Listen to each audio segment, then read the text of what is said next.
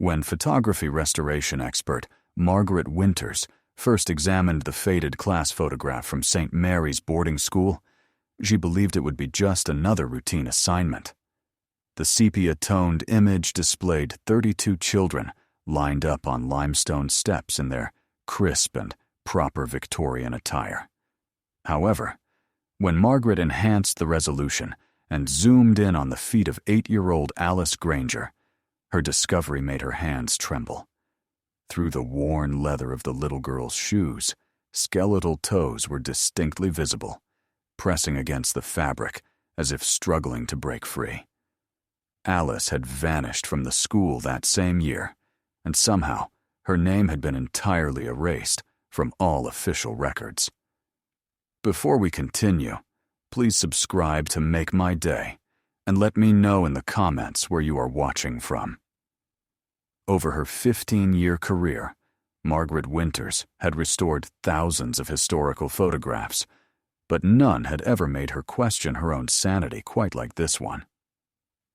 The daguerreotype arrived at her Boston studio on a rainy Tuesday morning in March 2012, delivered by a nervous-looking elderly man who introduced himself only as Frederick Ashworth. He claimed to be the great-nephew of St. Mary's former headmistress and said he had discovered the photograph while clearing out his late aunt's estate. "I need you to make this as clear as possible," Frederick had insisted, his weathered hands shaking slightly as he placed the protective envelope on Margaret's work table. "My aunt left specific instructions that this photograph should be properly restored and studied. She said there were secrets hidden in the image that needed to come to light after her death." Margaret nodded politely, accustomed to clients who attached mysterious significance to old family photographs. She quoted him her standard rate for daguerreotype restoration and promised to complete the work within 2 weeks. Frederick paid in cash, left no contact information beyond a post office box, and disappeared into the Boston drizzle before Margaret could ask any follow-up questions. The initial examination revealed nothing unusual.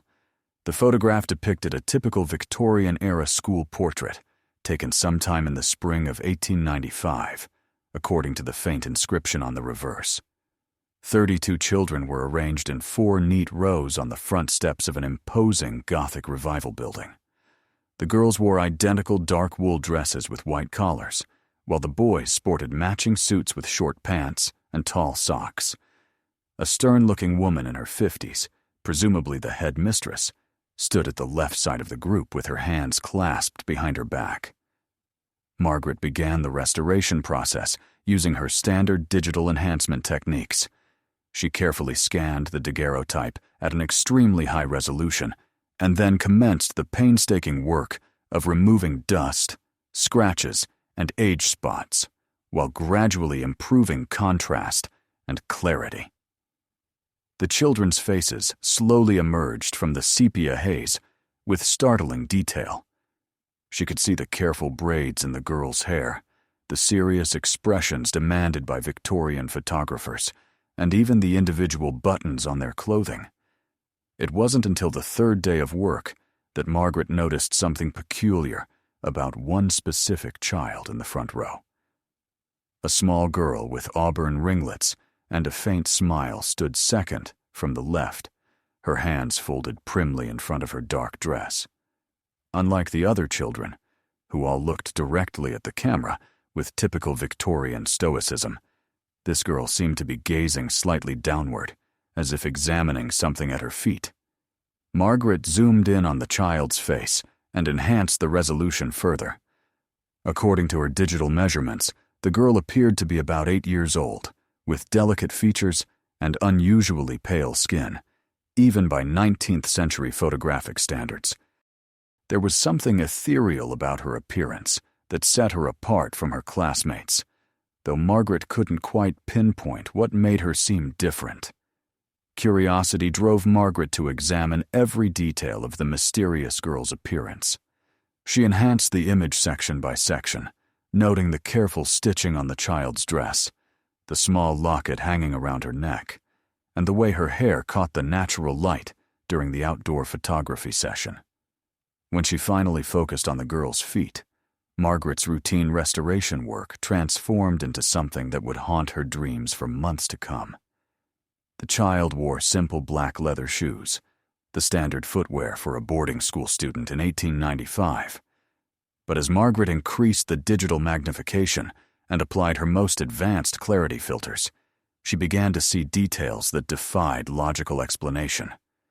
The leather of the shoes appeared worn and cracked in several places, which wasn't unusual for children's footwear from that era. However, through these cracks and thin spots in the material, something impossible was visible. Margaret leaned closer to her computer monitor, adjusting her glasses and squinting at the enhanced image. Through the deteriorated leather of the little girl's shoes, she could clearly see what appeared to be skeletal remains. Not just bones, but specifically the small, delicate bones of child-sized feet.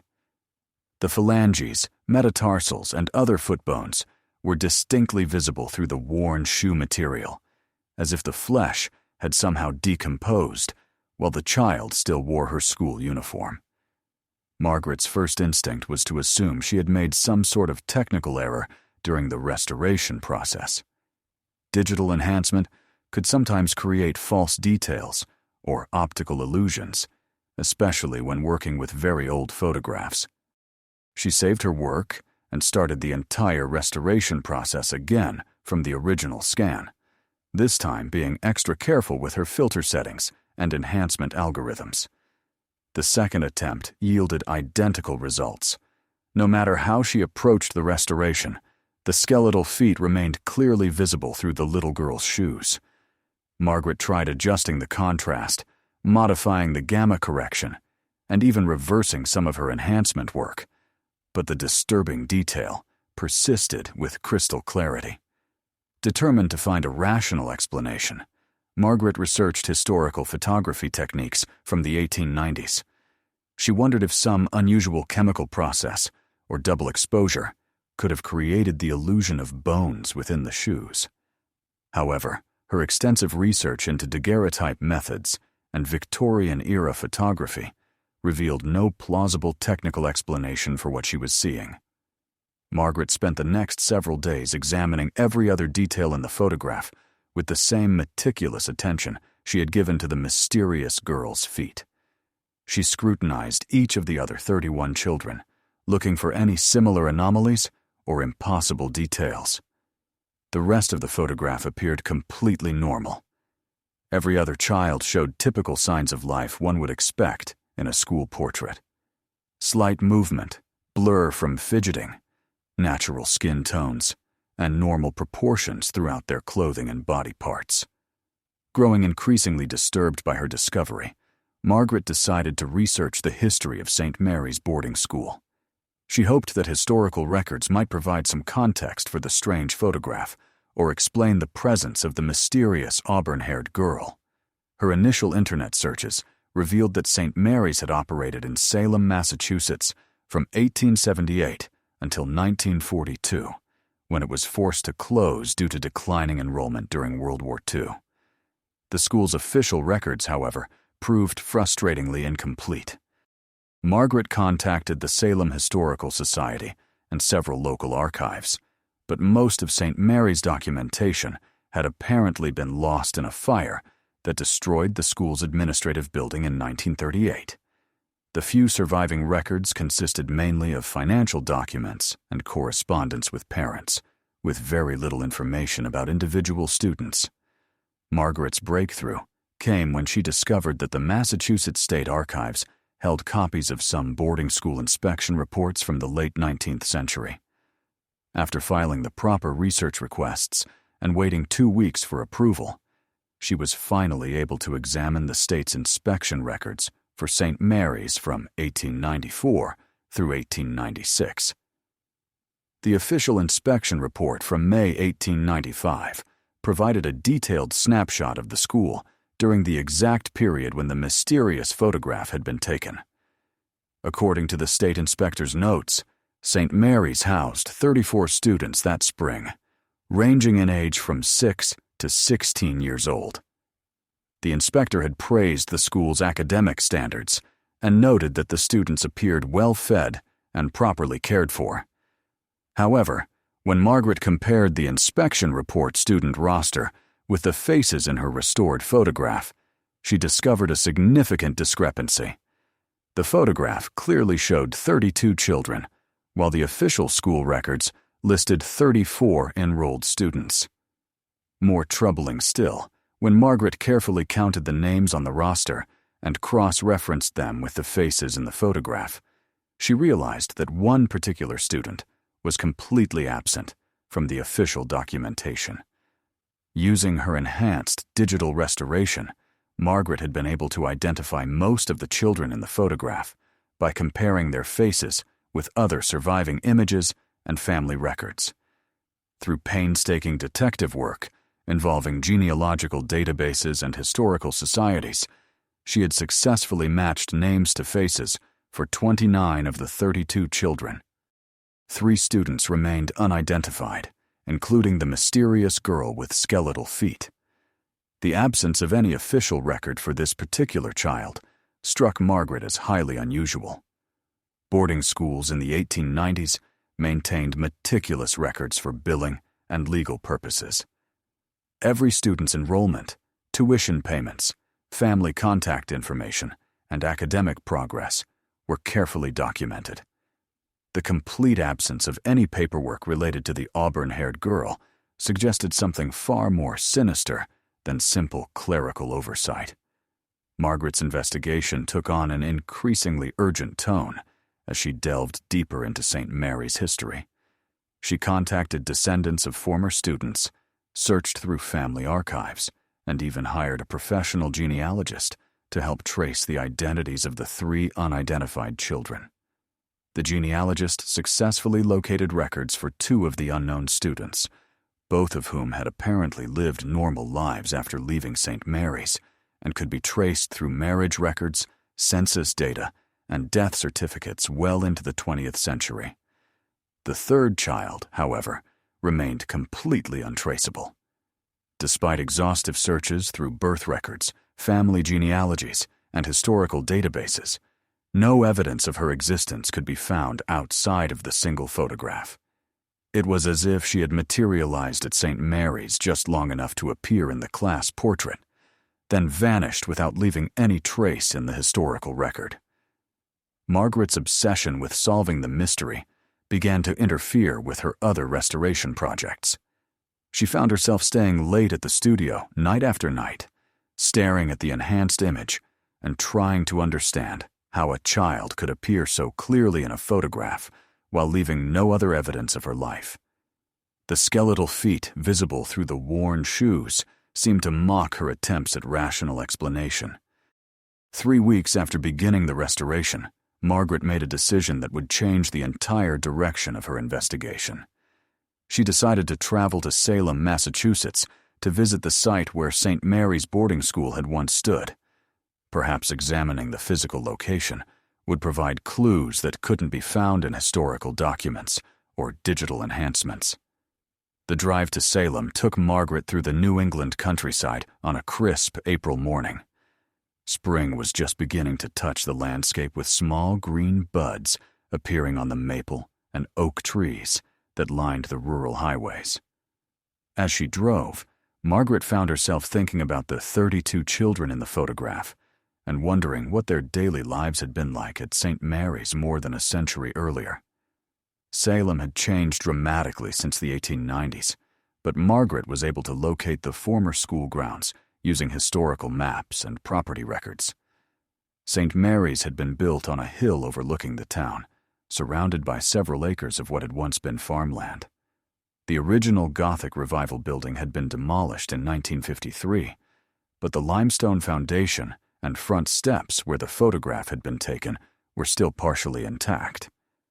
Standing on the crumbling steps, where 32 children had posed for their class portrait more than a century earlier, Margaret felt an unexpected chill that had nothing to do with the April weather. The foundation stones were covered with moss and weeds, and small trees had begun growing through cracks in the old masonry. Nature was slowly reclaiming what had once been an imposing educational institution.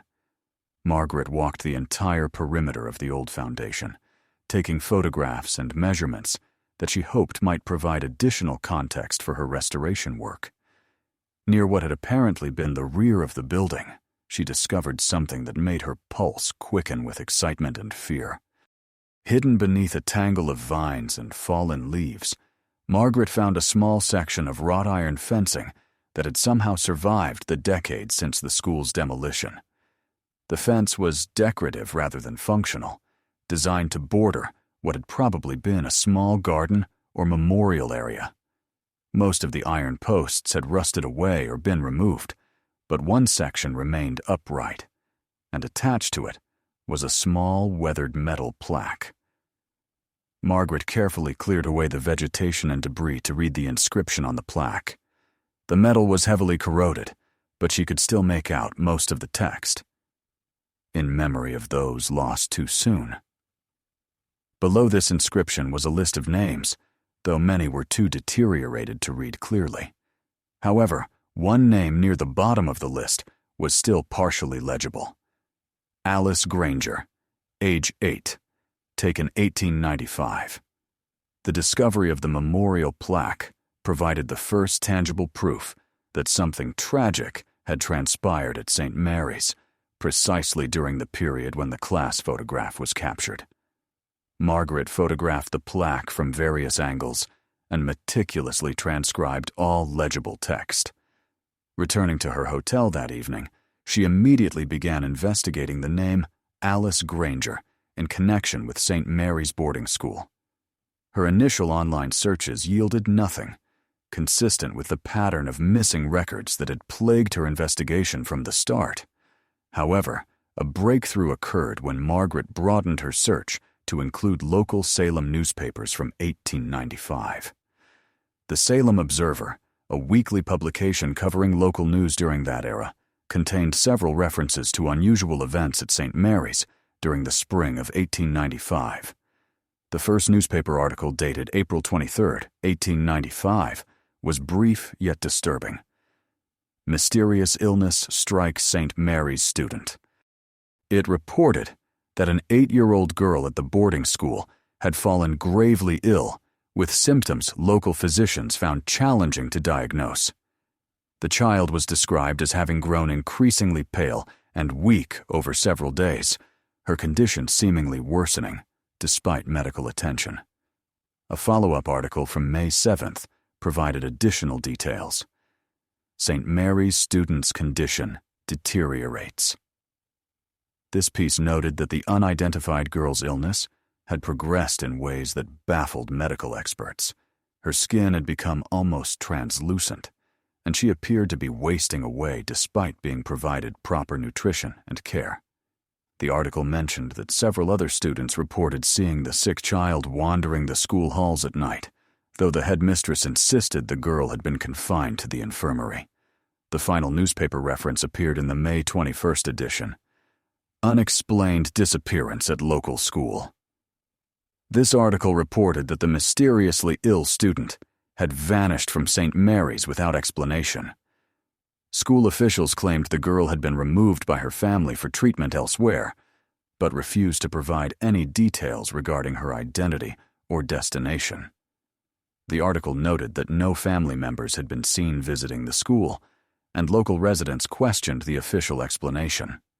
These newspaper articles provided crucial context for Margaret's photographic discovery, but also raised new questions about what truly happened to Alice Granger in 1895. The timeline suggested she fell ill sometime in April, shortly before or after the class photograph was taken. Her mysterious disappearance in May aligned with the complete absence of her name from official school records. Margaret returned to Boston with a profound sense that she was investigating something far more significant than a mere historical curiosity. The combination of the skeletal feet visible in the photograph, the memorial plaque, and the newspaper accounts of a mysterious illness suggested Alice Granger had died at St. Mary's under circumstances the school had attempted to conceal. Back in her studio, Margaret re-examined her enhanced photograph with fresh perspective and newfound knowledge. Knowing the girl's name was Alice Granger, and that she had suffered from some wasting illness, added deeper meaning to every image detail. Alice's pale complexion and her downward gaze at her feet now seemed like visual evidence of her declining health. The skeletal feet visible through her shoes took on even more ominous significance in light of the newspaper descriptions of her mysterious ailment. If Alice had indeed been suffering from a condition causing her body to deteriorate, the photograph might have captured this process in a way not immediately apparent to viewers in 1895. Margaret began researching medical conditions from the Victorian era that might explain Alice's symptoms and the unusual appearance of her feet in the photograph. Tuberculosis was common in boarding schools then and could cause severe weight loss and pallor. However, tuberculosis typically didn't cause the kind of skeletal visibility Margaret observed in the enhanced image. Other possibilities included various nutritional deficiencies, parasitic infections, or rare metabolic disorders. The late 19th century was a period when many medical conditions were poorly understood, and it was entirely possible Alice had suffered from something physicians of the era couldn't properly diagnose or treat. Yet, as Margaret continued her research, she began considering more disturbing possibilities. The complete erasure of Alice's name from school records, combined with the apparent cover-up of her disappearance, suggested St. Mary's officials had been hiding something more serious than a simple case of illness and death. Margaret's investigation led her to explore the darker aspects of institutional life in the 1890s. Child abuse, neglect, and even murder were unfortunately common in some boarding schools of that era. Though such incidents were typically covered up to protect the institution's reputation, the Victorian era's attitudes toward children and institutional authority allowed serious crimes to go undetected and unpunished. The possibility that Alice Granger had been murdered or died from neglect at St. Mary's would explain both the cover-up and the disturbing appearance of her feet in the photograph. If her body had been concealed somewhere on the school grounds after death, decomposition could potentially explain the skeletal appearance Margaret observed through her shoes. This theory, while horrifying, seemed to fit all available evidence. It would explain why Alice's name was removed from official records, why no family came forward to claim her, and why she vanished so completely from the historical record. The memorial plaque suggested other children had also died at St. Mary's under suspicious circumstances, indicating a pattern of institutional violence or neglect. Margaret grappled with the ethical implications of her discovery. If Alice Granger had indeed been murdered at St. Mary's boarding school in 1895, she felt a responsibility to ensure this crime didn't remain hidden forever. However, more than a century had passed since the events, and all perpetrators were certainly long dead. Traditional law enforcement would be unable to pursue justice for crimes committed in the Victorian era. Despite these limitations, Margaret decided to contact the Salem Police Department to report her findings. She hoped modern investigative techniques might shed additional light on what happened at St. Mary's. Detective Lisa Rodriguez, who specialized in cold cases, agreed to meet with Margaret and examine her evidence. Detective Rodriguez was initially skeptical of Margaret's claims about the enhanced photograph. The idea that skeletal remains could be visible through a child's shoes in an 1895 daguerreotype seemed impossible from both photographic and forensic perspectives. However, when she examined Margaret's digital enhancements on a high-resolution monitor, she admitted the images were indeed disturbing and unexplainable. The detective was more impressed by the historical evidence Margaret had assembled. The newspaper articles, memorial plaque, and missing school records created a compelling case that something criminal had occurred at St. Mary's. Rodriguez agreed to open a cold case file and promised to investigate whether any physical evidence might still exist at the former school site. 2 weeks later, Detective Rodriguez called Margaret with unexpected news. A ground-penetrating radar survey of the St. Mary's Foundation had revealed several anomalous readings, suggesting the presence of buried objects or structures beneath the old school grounds. the city of Salem had agreed to fund a limited archaeological excavation to investigate these findings. Margaret received permission to observe the archaeological work as it progressed. The excavation began on a warm June morning with a team of professional archaeologists and forensic specialists carefully removing layers of soil and debris from the most promising radar signatures. The work was painstaking and methodical, with every shovelful of dirt being carefully sifted and examined. On the third day of excavation, the team made their first significant discovery. Buried approximately 4 feet beneath what had once been the school's rear courtyard, they uncovered the remains of a small wooden coffin. The coffin was roughly constructed and showed signs of having been buried hastily, without the usual care taken for formal burials. Inside the coffin, forensic experts found the skeletal remains of a child, estimated to be between 7 and 9 years old. The bones showed no obvious signs of trauma or disease, but the forensic anthropologist noted the remains appeared to have been buried while the body was still clothed and shod. Most significantly, fragments of small black leather shoes were found among the skeletal remains. The shoes were remarkably well preserved due to soil conditions and the protection provided by the wooden coffin. When Margaret examined photographs of these recovered shoes, she immediately recognized them as identical to those worn by Alice Granger in the class photograph. Further excavation revealed additional graves in the same area containing the remains of 3 other children. Each burial showed the same characteristics: hastily constructed wooden coffins, evidence of clothing, and personal items buried with the bodies, and no markers or records to identify the deceased.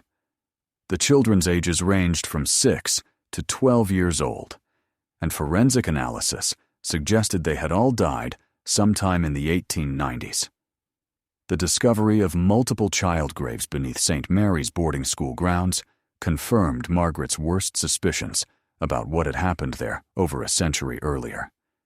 The evidence suggested a pattern of institutional violence or neglect resulting in the deaths of several students, followed by a systematic cover-up involving secret burials and the falsification of official records. Detective Rodriguez coordinated with forensic genealogists to attempt identification of the recovered remains. DNA analysis was complicated by the age of the bones and the degraded condition of any surviving genetic material, but advances in forensic science had made such analysis possible even with very old children's remains. While waiting for the results, Margaret continued her historical research with renewed urgency, expanding her investigation to include other boarding schools from the same era, looking for similar patterns of missing students and unexplained deaths. What she discovered painted a disturbing picture of institutional abuse that had been widespread during the late 19th century. Many boarding schools of that era operated with minimal oversight and were vulnerable to abuse by staff members who faced little accountability. Children from poor families, or those who were orphans, were particularly vulnerable, as they had no advocates. Margaret's research revealed that St. Mary's had been investigated by state authorities in 1896, 1 year after Alice's disappearance, following complaints from parents about mistreatment. But the official report had found no evidence of wrongdoing, and the school had been allowed to continue operating. This fact suggested that the cover-up had involved corruption or incompetence at multiple levels of government. 3 months after the excavation began, Detective Rodriguez received the forensic genealogy results for one of the skeletons. DNA analysis extracted from tooth enamel and comparison with genealogical databases had identified the remains as belonging to Alice Catherine Granger, born in Boston in 1886 to an unmarried seamstress, Catherine Granger. This confirmed that Alice Granger had indeed died at the boarding school and been secretly buried on the grounds. Further research into her family history revealed that she had become an orphan after her mother's death from tuberculosis in 1894 and had been placed at the school as a ward of the state. Her status as an orphan explained why her disappearance had never been properly investigated. There was no family to advocate for her. The forensic analysis of Alice's remains provided additional disturbing details, evidence of malnutrition and healed fractures indicating she had been beaten on multiple occasions before her death, and that her bones showed evidence of having been cleaned or treated with chemicals before burial, suggesting significant decomposition of the body before it was placed in the coffin. This horrifying discovery meant that Alice Granger had apparently died weeks or even months before the spring class photograph of 1895. Her body had been concealed somewhere on the school grounds, then dressed in her uniform and positioned with the other children for the photograph before finally being buried. Thus, the visible skeletal remains in the photograph were not the result of illness or an anomaly, but proof of a carefully orchestrated cover-up, where a corpse had been deliberately included in the official portrait. The psychological profile of the organizer of this cruelty suggested incomprehensible calculation. Detective Rodriguez, with the help of historians and psychologists, developed a theory that the crimes were likely orchestrated by someone in a high position, probably the headmistress Constance Whitmore, who in historical records was portrayed as a strict but fair educator, praised by inspectors. Though some families had withdrawn their children from the school under her tenure, hinting at underlying problems. The irony of her posthumous reputation as a benefactor of children made Margaret's discoveries even more disturbing. Margaret's investigation attracted national media attention when the story of the graves broke, sparking interest in cold cases using modern technology. Margaret was contacted by podcast creators and documentary filmmakers, and she agreed to participate, hoping to help identify the other deceased children. The publicity also led to new tips from people connected to other schools of the era. A significant development was contact from researchers at other institutions who had found similar patterns in their own historical investigations. A historian from Yale University had found evidence of missing students and covered up deaths at boarding schools throughout New England, indicating a larger systemic problem. This helped explain how perpetrators like Whitmore could have operated with impunity for so many years. The St. Mary's investigation also highlighted the important role of new technologies in solving historical crimes. Margaret's digital enhancement techniques revealed details previously inaccessible, and modern forensic archaeology and DNA analysis allowed for the identification of remains. Detective Rodriguez noted the value of maintaining cold case files, even very old ones, as establishing the truth could provide closure for descendants and prevent similar cover-ups in the future. The remains of Alice Granger and the 3 other children were reinterred with proper honors at Pine Grove Cemetery. Margaret attended the memorial service organized by Detective Rodriguez. The enhanced photograph that started the investigation was donated to the Salem Historical Society for an exhibit on protecting vulnerable children. Margaret returned to work, but her approach had changed. She now paid close attention to the slightest details and anomalies in old photographs. The techniques she developed were adopted by other specialists. Years later, Margaret would occasionally visit Alice's grave, where a simple headstone with the inscription, "Finally at peace," was often adorned with fresh flowers from people touched by her story. The story of the 1895 class had been fully told. What appeared to be a normal Victorian photo had exposed one of the most horrific cases of institutional abuse and murder in New England history. Alice's skeletal feet, visible through the worn leather of her shoes in that image, had become silent witnesses to crimes that would otherwise have remained hidden forever. This story served as a cautionary tale about the vulnerability of children in institutions and the importance of vigilance against the abuse of power, and it also demonstrated the potential of technology to shed light on historical events and secure justice for victims whose voices had been silenced. Ultimately, Margaret Winters had accomplished more than simply restoring an old photograph. She had given a voice to the murdered and forgotten children, exposed a century-old cover-up, and ensured that Alice Granger's story would be told. The little girl in the mysterious shoes had waited over 100 years for someone to notice her silent plea for justice, and through Margaret's dedication and Detective Rodriguez's investigation, that justice had finally been served.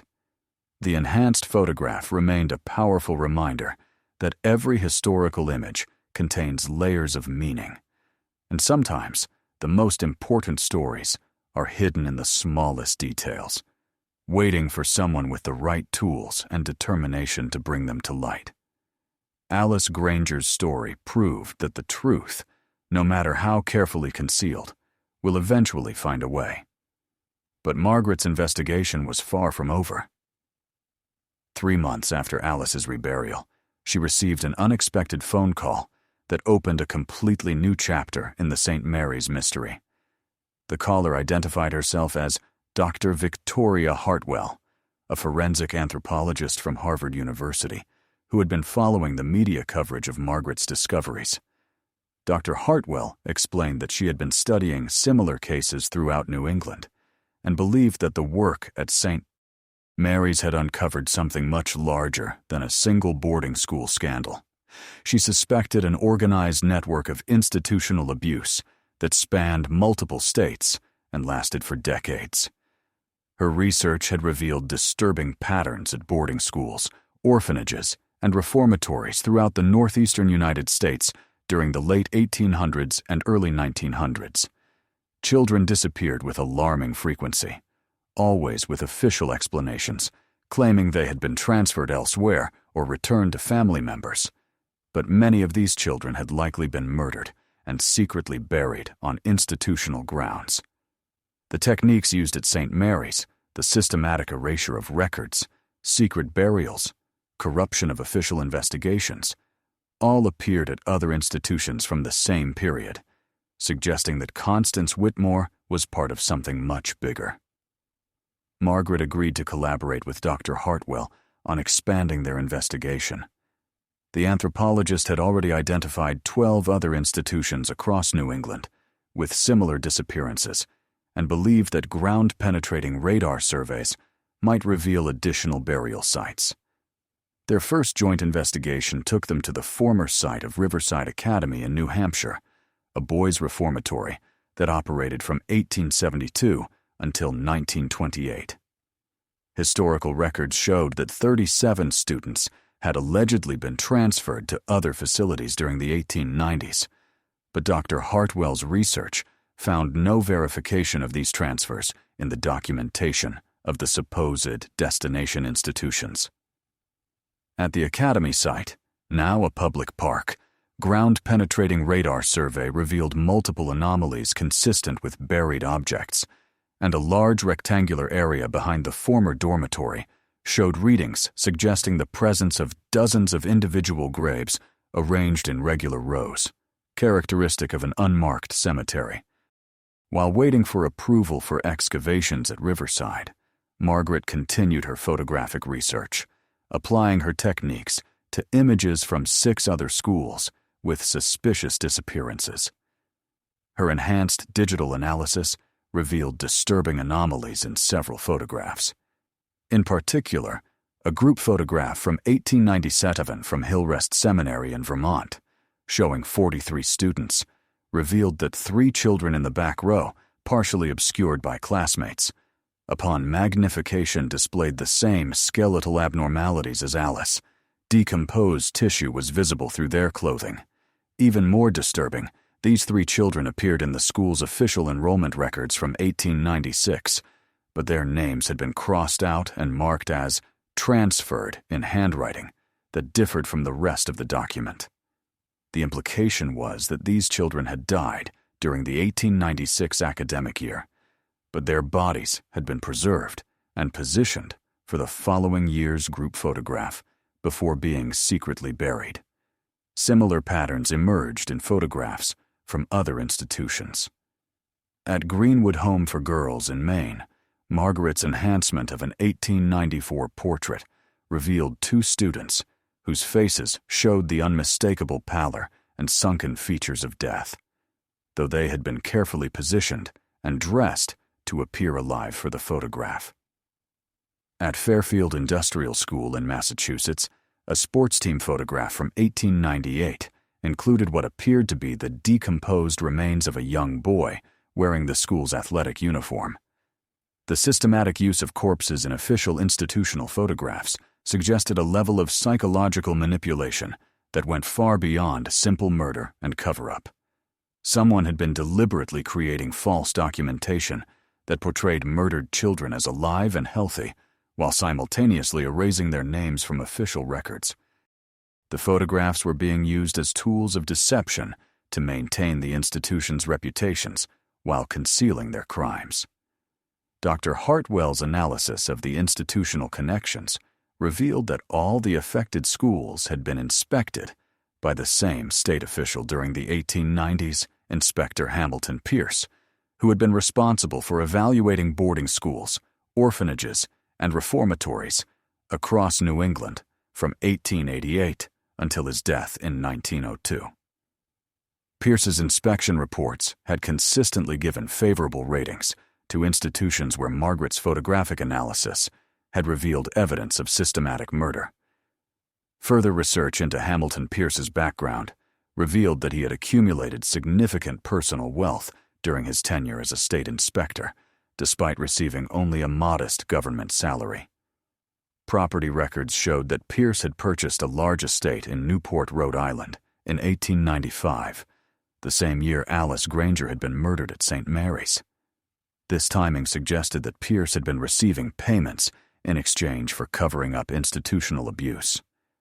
Margaret's investigation into Pierce's financial records, obtained through historical archives, revealed a pattern of suspicious transactions coinciding with his inspection visits. Large cash deposits appeared in his personal banking records immediately following his official visits to schools where children had disappeared.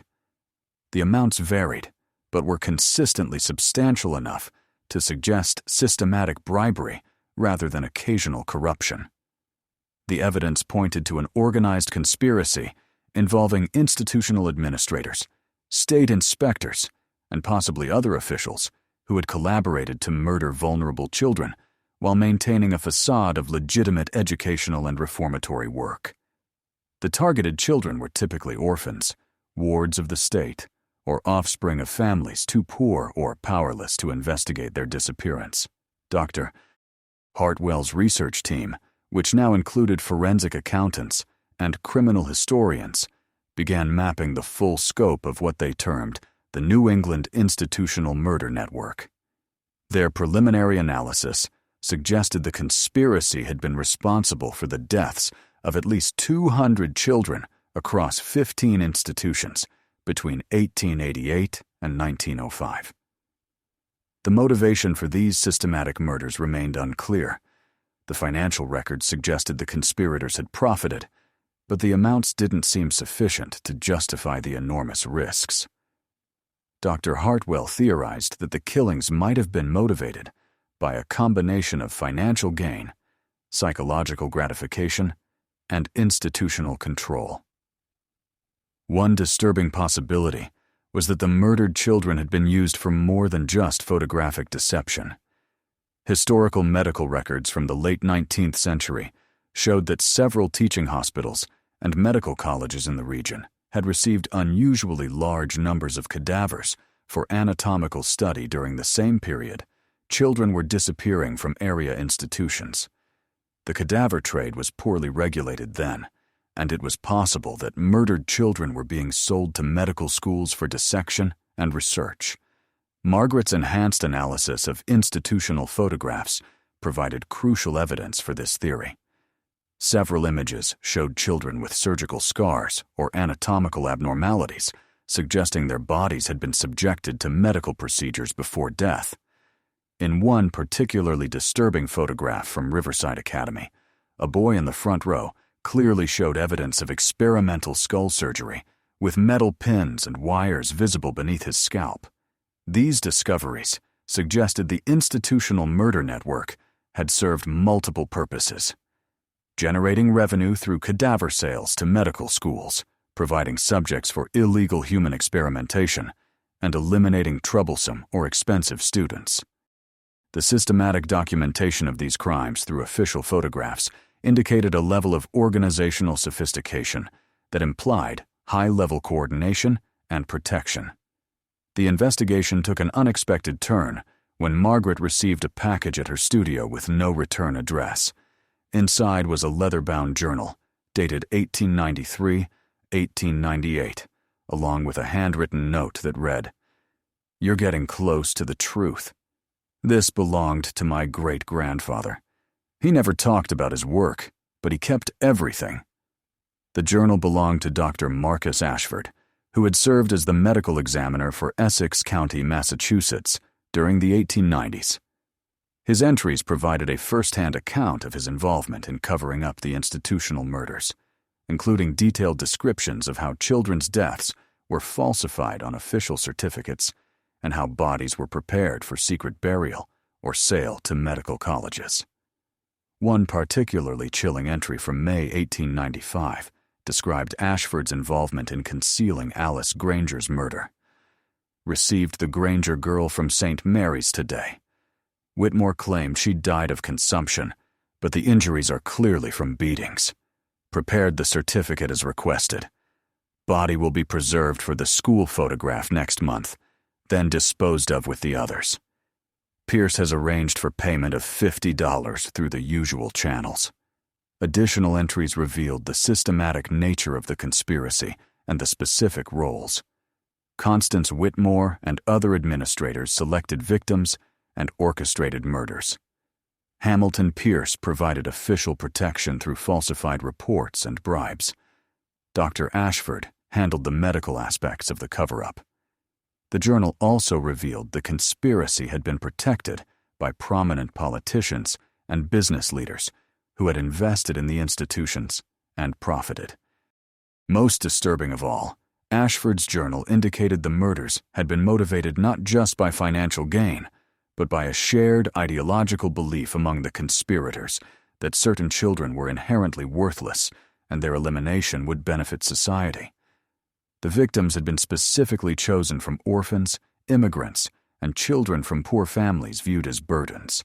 This eugenic motivation explained the systematic nature and careful selection of unlikely-to-be-missed victims.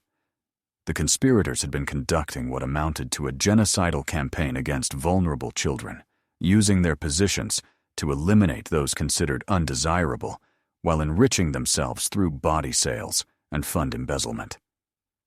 Dr. Hartwell's analysis of Ashford's journal, combined with Margaret's photographic evidence, provided the most complete picture yet of the institutional murder network. The investigation had evolved from a single cold case involving one girl's mysterious photograph to the exposure of one of the largest serial-killing conspiracies in American history. The revelations attracted international attention when Dr. Hartwell presented her findings at a forensic anthropology conference in London. News outlets worldwide covered the story of how digital photograph enhancement had uncovered evidence of systematic child murder in Victorian-era New England institutions. The case became a landmark example of how modern technology could solve historical crimes and expose long-hidden conspiracies. Margaret found herself at the center of an unanticipated media storm. Television programs, documentary filmmakers, and true crime podcasters sought interviews about her discoveries. She agreed to participate in selected projects she believed would help raise awareness about institutional abuse. One significant development came when the Massachusetts governor announced the formation of a special historical crimes task force to investigate other potential burial sites throughout New England, equipped with ground-penetrating radar, forensic archaeology teams, and advanced DNA analysis capabilities. The task force's first major excavation at the former Riverside Academy site in New Hampshire revealed the remains of 62 children buried in unmarked graves after 3 months of careful work. The victims ranged from 6 to 16 years old, with many showing evidence of extreme physical abuse before death, including broken bones, skull fractures, and signs of prolonged malnutrition. Several skeletons also revealed evidence of medical experimentation with metal implants and surgical modifications. This discovery led Dr. Hartwell to investigate connections between the murder network and medical colleges. Her research revealed that several prominent physicians from Harvard, Yale, and other prestigious institutions had received cadavers and anatomical specimens from the conspiracy during the 1890s. One particularly disturbing connection involved Dr. Reginald Blackwood, a Harvard Medical School professor who had conducted groundbreaking research on pediatric neurology. His published papers described detailed anatomical studies of children's nervous systems, with illustrations and measurements that could only have been obtained through extensive dissection of young subjects. Cross-referencing his research timeline with disappearances revealed a strong correlation. Analysis of photographs from Blackwood's laboratory, preserved in Harvard's archives, showed what appeared to be children's bodies on dissection tables. The implications were staggering. The network had not only killed children for profit and ideology, but had also supplied victims for illegal medical experiments conducted by respected academic researchers. The conspiracy had involved some of the most prominent medical and educational institutions in New England, with victims being systematically murdered to advance scientific knowledge and academic careers. Dr. Hartwell's investigation expanded to medical school archives throughout the region, where her team discovered extensive documentation of experimental procedures on children during the 1890s, including brain surgery, organ transplantation attempts, and pharmaceutical testing. The subjects were identified only by numbers, making tracing their identities through conventional records impossible. However, Margaret's photographic analysis provided crucial evidence linking the experimental subjects to missing children from various institutions. Several photographs from medical school archives showed children with distinctive facial features or physical characteristics that matched victims identified in her enhanced institutional portraits. The photographs were taken at different times and locations, but digital comparison confirmed the same individuals appeared in both institutional group photos and medical experiment documentation. One compelling match involved a boy named Jonathan Walsh, who had disappeared from Riverside Academy in 1896 at age 12. Margaret's enhanced analysis of the school's final group photograph showed Jonathan in the back row, already displaying the pallor and skeletal features of death. 6 months later, the same boy appeared in photographs from Dr. Blackwood's Harvard laboratory, his body arranged on a dissection table with surgical modifications to his skull and spine. The Jonathan Walsh case provided direct evidence that children were being murdered at institutions like Riverside Academy, then transported to medical schools for experimental research. The timeline suggested some victims may have been kept alive for extended periods, while being subjected to painful and ultimately fatal medical procedures. Margaret's continued analysis of institutional photographs revealed the full scope of the experimental program. Children who appeared in early group photos, showing signs of surgical modification, would often be missing from later photographs, suggesting they had been removed for further experimentation and eventual murder. The photographic evidence indicated dozens of children had been used as test subjects before being killed and buried in unmarked graves. Dr. Hartwell's team worked with international war crimes investigators to develop protocols for documenting and preserving evidence of the institutional murder network. The systematic nature of the killings, combined with the ideological motivation and large-scale coordination, met the legal definition of crimes against humanity, even though committed over a century earlier. The investigation attracted attention from human rights organizations worldwide, who saw parallels with other historical atrocities against vulnerable populations. The case became a teaching example in academic programs focused on genocide studies, forensic anthropology, and children's rights protection. Margaret's role in exposing the conspiracy earned her recognition from professional photography and historical preservation organizations. She received awards for her innovative use of digital enhancement techniques and her dedication to uncovering historical truth. More importantly to Margaret, her work had given voices to over 200 murdered children forgotten by history for a century. The psychological impact of her discoveries weighed heavily on her. As the investigation expanded, she found herself haunted by the enhanced photographs revealing the faces of children who had suffered unimaginable abuse before death. Sleep became difficult as she processed the enormity of the crime she had helped expose and the realization that such systematic evil had been perpetrated by respected society members.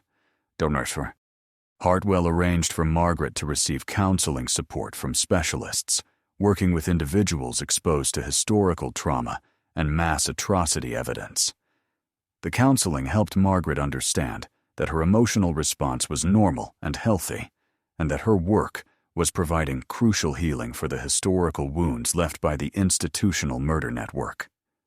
As news of the expanding investigation spread, Margaret began receiving contacts from people whose family histories included mysterious disappearances or unexplained deaths of children during the late 19th century. Many had grown up with family stories about relatives who had vanished from boarding schools or orphanages, but had never found official records confirming what happened. One particularly moving contact came from Robert Chen, whose great-grandfather had been sent to Riverside Academy in 1894 at age 10 and never heard from again. The family had oral traditions suggesting the boy had been mistreated, but found no documentation of his enrollment or fate. Margaret's analysis of Riverside Academy photographs revealed a boy matching Robert Chen's family description in several group portraits from 1894-1895. Digital enhancement showed progressive signs of physical deterioration in the child's appearance, culminating in his absence from photographs taken after spring 1895. When the archaeological excavation was completed, DNA analysis of the recovered remains confirmed one skeleton belonged to Robert's great-grandfather. The Chen family held a memorial service for their long-lost relative, finally providing him with the proper burial and remembrance denied for over a century. Robert Chen spoke at the service about the importance of Margaret's work in giving voice to systematically silenced and forgotten children. Similar reunification stories played out across New England as families learned the fates of relatives who had disappeared into the institutional murder network. Margaret's photographic analysis helped identify victims by matching enhanced images with family photographs and oral traditions. DNA analysis confirmed many identifications, providing closure to families who had wondered for generations. The Historical Crimes Task Force expanded its operations to sites in Connecticut, Rhode Island, and Vermont, where similar institutional murders were suspected. Each excavation revealed additional victims and more evidence of the conspiracy's extensive reach throughout New England's educational and social service institutions. Margaret continued refining her digital enhancement techniques, developing new methods for extracting information from historical photographs previously considered too degraded for analysis. Her innovations were adopted by forensic investigators and historical researchers worldwide, opening new possibilities for solving cold cases and uncovering hidden historical events. The investigation also led to reforms in how historical institutions preserved and provided access to their records. Many schools, hospitals, and government agencies improved archival practices and made previously restricted historical documents available to researchers investigating institutional abuse. Dr. Hartwell established a research center at Harvard dedicated to studying historical institutional abuse and developing forensic techniques for investigating mass atrocities. The center became a training ground for investigators working on similar cases globally and served as a repository for evidence and documentation related to the New England institutional murder network. Margaret's work on the St. Mary's photograph evolved into a lifelong mission to ensure victims of historical institutional abuse were not forgotten. She continued analyzing photographs and documents related to suspicious institutional deaths, helping identify victims and provide evidence for ongoing investigations. The enhanced photograph of Alice Granger remained the cornerstone of her work, serving as a powerful reminder that careful attention to seemingly minor details could reveal profound historical truths. The little girl with skeletal feet visible through her worn shoes became a symbol of resilience and the ultimate triumph of justice over institutional corruption and cover-up. Years after the initial discovery, Margaret would still return to her enhanced image of the St. Mary's class photograph, studying the faces of the 32 children and reflecting on the stories their images had helped tell. Alice Granger's silent plea for justice had been heard across more than a century, leading to the exposure of one of the most extensive criminal conspiracies in American history, and ensuring hundreds of murdered children would finally receive the recognition and remembrance they deserved. The investigation's impact continued rippling outward in unexpected directions as Margaret's work attracted the attention of international law enforcement agencies dealing with contemporary institutional abuse. Detective Inspector James Morrison of Scotland Yard contacted Margaret after reading about her photographic analysis techniques in a forensic science journal. Morrison had been investigating suspicious deaths at British boarding schools during the early 20th century and believed Margaret's digital enhancement methods might help uncover evidence in his cold cases. Morrison's files contained institutional photographs from schools across England and Scotland, where children had disappeared under suspicious circumstances between 1905 and 1920. The timing suggested a possible connection to the New England institutional murder network, perhaps indicating the conspiracy had spread internationally, or that similar networks had operated simultaneously in different countries. Margaret's analysis of Morrison's photographs revealed disturbing parallels to her American discoveries. At Blackwood Academy in Yorkshire, a group photograph from 1912 showed clear evidence of deceased children positioned among living students. Digital enhancement revealed skeletal features and decomposition signs in 3 students who appeared in enrollment records but had allegedly been transferred. More significantly, Margaret discovered one suspected victim at Blackwood Academy bore a striking resemblance to Hamilton Pierce, the corrupt American inspector who had protected the New England murder network. Genealogical research revealed the child was Pierce's nephew, Edgar Pierce, sent to England following his uncle's death in 1902.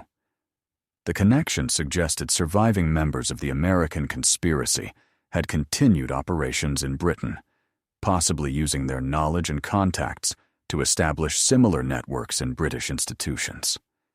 Edgar Pierce had apparently been murdered by associates of his uncle's criminal organization, indicating the conspirators' ruthlessness and willingness to eliminate even family members who might pose security risks.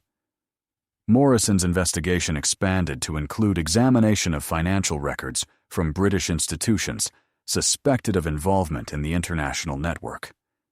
His research revealed suspicious money transfers between several English boarding schools and American medical colleges during the early 1900s, suggesting the illegal trade in children's bodies had continued across international borders. The discovery of international connections prompted Dr. Hartwell to organize a global symposium on historical institutional abuse, bringing together researchers, law enforcement officials, and forensic experts from 12 countries.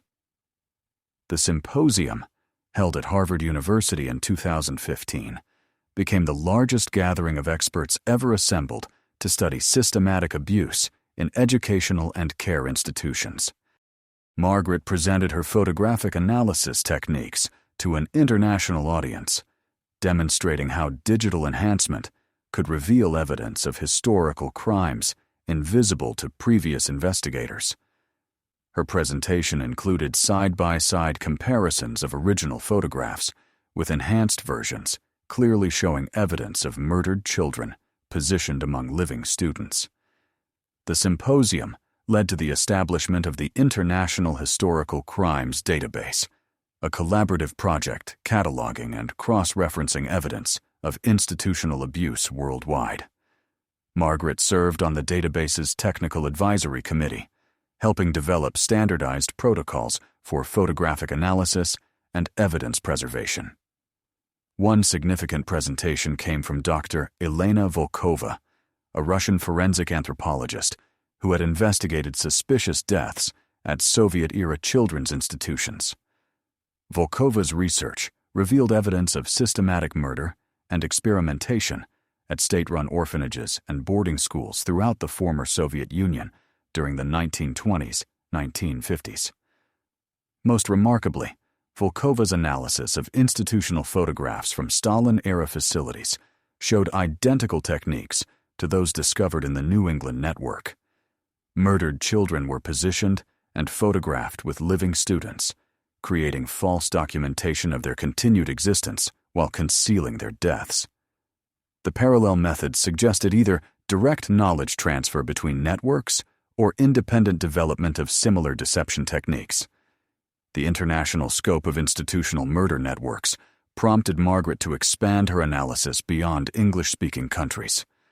Working with translators and cultural historians, she began examining photographs from institutions across Europe, Asia, and South America, where suspicious child disappearances had been documented. Her analysis of photographs from a German reform school revealed evidence that Jewish children had been systematically murdered during the 1920s, more than a decade before the Holocaust began. The discovery provided new evidence of pre-Nazi anti-Semitic violence and suggested institutional murder of Jewish children had been occurring long before it became official government policy. Similarly, Margaret's examination of photographs from Japanese institutions during the early 20th century revealed evidence of systematic murder of Korean and Chinese children sent to Japanese boarding schools. The victims appeared specifically targeted based on ethnicity, indicating institutional murder networks had been used as tools of ethnic cleansing in multiple countries. These international discoveries transformed understanding of institutional abuse from isolated national phenomena to coordinated global networks operating across cultural and political boundaries. The systematic nature of the crimes and the similarity of techniques used in different countries suggested a level of international coordination historians had never previously suspected. Margaret's work began attracting attention from intelligence agencies interested in understanding how criminal networks could operate across international borders while maintaining secrecy for decades. The institutional murder networks provided case studies in organizational security, communication protocols, and corruption management that had implications for contemporary counterintelligence operations. The Central Intelligence Agency's Historical Analysis Division commissioned Margaret to examine photographs from institutions in countries where American intelligence had suspected unusual activities during the Cold War. Her analysis revealed evidence of institutional murders at facilities connected to medical experimentation programs supported by various intelligence agencies. Most disturbing was Margaret's discovery that some institutional murder networks had continued operating well into the 20th century, with evidence of suspicious deaths at facilities as late as the 1960s. The longevity of these criminal organizations challenged assumptions about how historical atrocities related to contemporary crimes and raised questions about whether similar networks might still be operating today. The possibility of ongoing institutional murder networks prompted Margaret to develop new analytical techniques focused on contemporary digital imagery. Working with cybercrime specialists and digital forensics experts, she adapted her historical photographic analysis methods for use with modern digital photographs and surveillance footage. Her contemporary analysis methods were first applied to investigate suspicious deaths at a private boarding school in Switzerland, where several international students had died under questionable circumstances during the 2010s. Margaret's digital analysis of the school's official photographs revealed anomalies consistent with the historical patterns she had observed in 19th and 20th century institutional murder cases. The Swiss investigation led to the discovery of a contemporary institutional abuse network that had been operating since the 1980s, targeting children from wealthy international families and using their deaths to manipulate inheritance arrangements and business dealings. The modern network used many of the same techniques as their historical predecessors, including falsified records, corrupted official inspections, and systematic cover-ups involving multiple levels of authority. Margaret's role in exposing the contemporary Swiss network demonstrated that her analytical techniques had practical applications beyond historical research. Law enforcement agencies worldwide began incorporating her methods into their training programs for investigating institutional abuse and organized crime networks. The success of the Swiss investigation also highlighted the ongoing vulnerability of children in institutional settings and the need for enhanced protection measures. Margaret became an advocate for improved oversight of boarding schools, orphanages, and other facilities housing vulnerable children, speaking at conferences and advising government agencies on prevention strategies. Her advocacy work led to the passage of enhanced child protection legislation in several states, requiring more rigorous background checks for institutional staff, mandatory reporting protocols for suspicious deaths or injuries, and regular unannounced inspections by independent oversight agencies. The legislation became known as the Alice Granger Protection Act in honor of the little girl whose photograph had started Margaret's investigation. Margaret also worked with technology companies to develop artificial intelligence systems capable of automatically detecting signs of abuse or neglect in institutional photographs and surveillance footage. The AI systems used machine learning algorithms trained on Margaret's extensive database of enhanced historical images to identify visual indicators of institutional crimes. The AI detection systems were deployed at monitoring centers that received feeds from security cameras at boarding schools, orphanages, and other institutions housing children. The systems could automatically flag suspicious activities or anomalies that might indicate abuse, allowing human investigators to respond quickly to potential crimes. One of the AI system's first major successes came when it detected suspicious patterns in surveillance footage from a residential treatment facility in California. The system identified multiple instances where staff members had been photographed with unconscious or unresponsive children in circumstances that suggested potential abuse. Human investigators following up on the AI alerts discovered a systematic pattern of sedation and abuse that had been ongoing for several months. The California case demonstrated that Margaret's historical research had contemporary applications for protecting vulnerable children.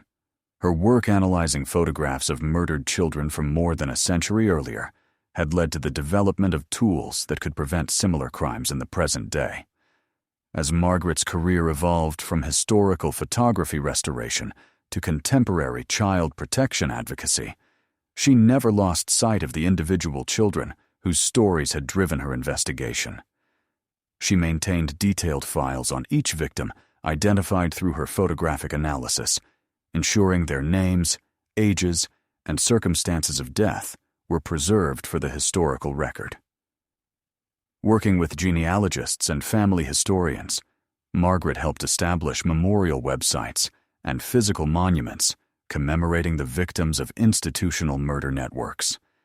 These memorials served as both tributes to the children who had been killed and educational resources to help prevent similar atrocities in the future.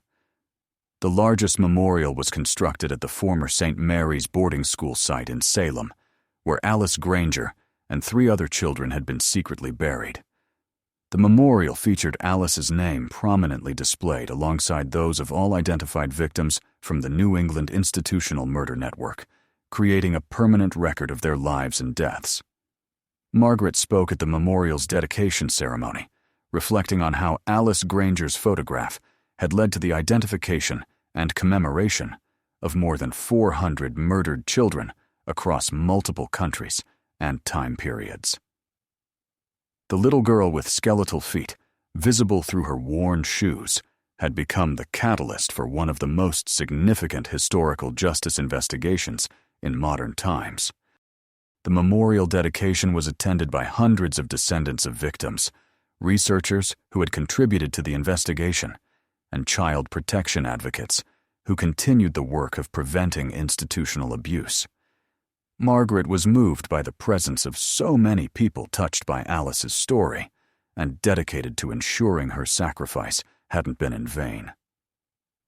As Margaret stood before Alice Granger's name carved in granite, surrounded by the names of hundreds of other children who had been murdered and forgotten, she reflected on the journey that had brought her from a simple photograph restoration request to a lifetime mission of seeking justice for history's most vulnerable victims. The enhanced daguerreotype that had started her investigation remained displayed in her studio, serving as a daily reminder of the power of careful attention and persistent investigation to reveal truths that powerful people had worked to conceal. The ongoing impact of Margaret's discoveries continued to expand as new researchers applied her techniques to other historical mysteries and contemporary investigations. Her work had demonstrated that no crime, no matter how carefully concealed or how much time had passed, was beyond the reach of modern investigative techniques combined with dedicated human effort to seek truth and justice.